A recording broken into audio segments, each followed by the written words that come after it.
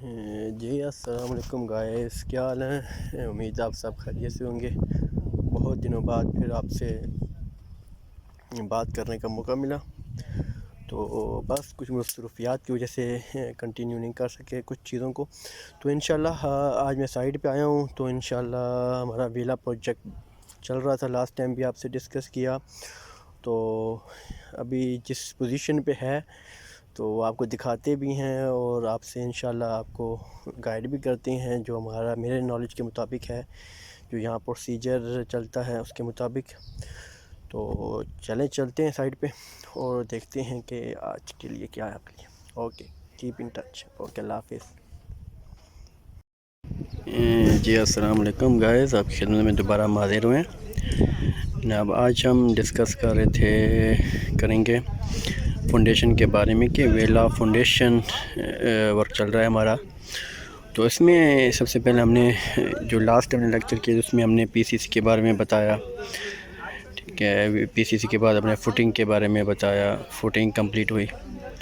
तो उसके बाद हमने ब्लॉक वर्क किया, फिर हमने बिचुमेंट का काम किया। तो अभी हम जो टाई बीम है फाउंडेशन में उसका काम कर रहे हैं। और सुपर स्ट्रक्चर का जो जैसा कि ये आप देख रहे हैं, ये हमारी जो लेबर काम कर रही है। ये स्टील वर्क हमारा ऑलमोस्ट कंप्लीट हो चुका है, ये आप देख रहे हैं। तो बाकी अभी हम शटरिंग वर्क कर रहे हैं और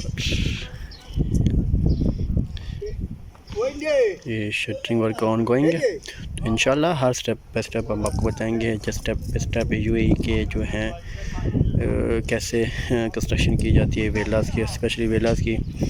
तो उसके बारे में जो हमारा नॉलेज है, जो एक्सपीरियंस है, वो आपसे शेयर करेंगे। तो हम बता दें, ये हमारा स्टील वर्क था और जो हमारे इसमें हमने यूज़ किए बीम वो 20x60 था और 20x50 था। देख रहे हैं साथ हमारी एक टीम काम कर रही है, इलेक्ट्रिकल का जो है वो भी इंस्टॉलेशन कर रही है।